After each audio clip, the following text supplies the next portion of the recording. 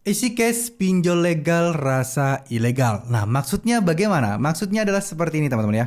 Jadi banyak orang yang mengira bahwa statement ini merupakan menganggap isi case itu pinjol ilegal. Dan banyak juga yang bilang isi case itu pinjol semi ilegal. Nah, maksudnya bagaimana ya? Saya juga bingung tuh ada istilah pinjol semi ilegal.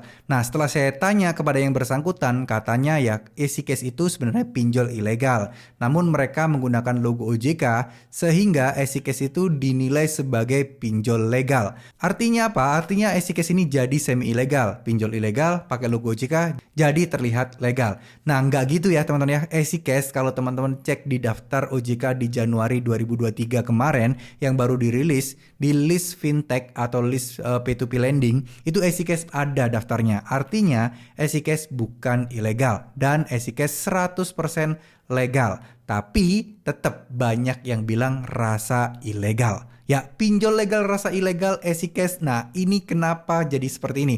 Banyak alasan dan faktornya. Sebenarnya nggak cuma EasyCash saja. Banyak pinjol-pinjol lain juga sebenarnya sama, teman-teman. Jadi gini, banyak yang mengira EasyCash pinjol ilegal karena cara penagihannya, karena resiko ketika gagal bayarnya seperti apa. Banyak yang mengeluhkan bahwa nerornya itu nggak karu-karuan, nelponin mulu, ngechatin mulu, terus kemudian nagihnya nggak karu-karuan, pokoknya kita harus bayar, gimana caranya kita dibikin nggak nyaman biar kita bisa bayar, ya macam-macam lah ya. Tapi menurut saya itu hampir terjadi di semua aplikasi pinjaman online. Ya, itulah resiko aplikasi pinjaman online teman-teman ya. Beda dengan bank. Bank mungkin ya seperti itu, tapi tidak separah pinjaman online.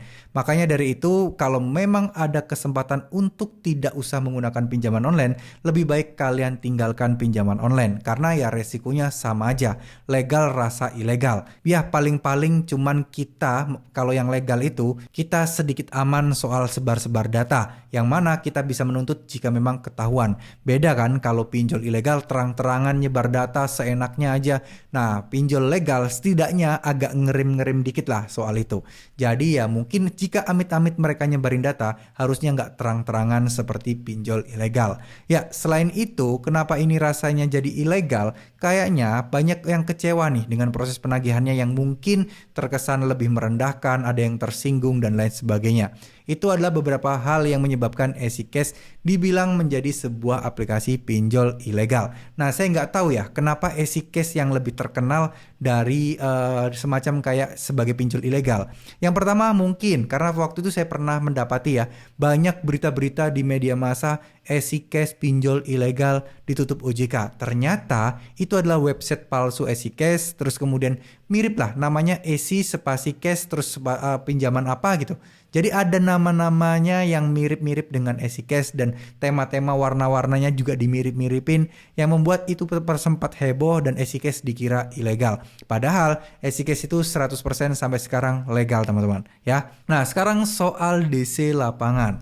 Banyak yang bilang juga EasyCash itu gak ada DC-nya. Tapi ada beberapa juga yang sempat didatengin dan ada DC-nya. Tapi bagi saya untuk sekelas EasyCash saat ini menurut saya masih belum ada DC lapangannya. Ya meskipun ada itu random banget. Bayangkan kalau DC-nya cuma 5 orang, handle orang galbay seluruh Indonesia, ya itu bisa jadi dikatakan belum ada DC lapangan. Ya teman-teman, biasanya kan normalnya itu kayak aku laku gitu loh. Setiap kota, hampir setiap kota di Indonesia ada DC-nya. Ya meskipun 2, tapi kan setidaknya kalau setiap kota ada, itu kan juga cukup rata juga ya. Dibandingkan cuman adanya di Jabodetabek, isinya cuman berapa sedikit lagi. Itu sama aja teman-teman ya. Nah, kenapa hal ini bisa ada kemungkinan besar EasyCash ada DC lapangannya? Karena memang ada rekrutmen untuk EasyCash untuk merekrut atau mempertimbangkan dengan adanya DC lapangan yang akan datang ke rumah nasabah yang gagal bayar.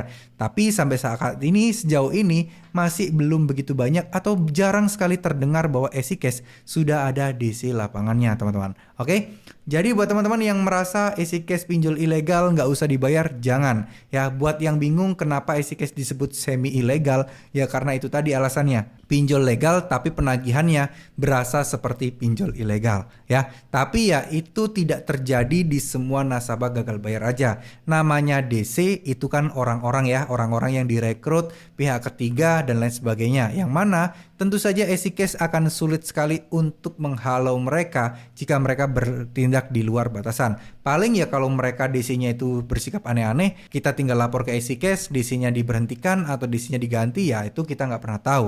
Yang pasti harusnya ada sanksi lah ketika DC itu terbukti melakukan kesalahan dan kalian mempunyai bukti yang kuat, harusnya itu kalian pasti akan mendapatkan bantuan di sana teman-teman. Ya, semoga video ini bisa bermanfaat, semoga ini menjawab pertanyaan kalian soal EasyCash pinjol legal rasa ilegal atau EasyCash saat ini sudah jadi pinjol ilegal atau belum. Oke, wassalamualaikum warahmatullahi wabarakatuh.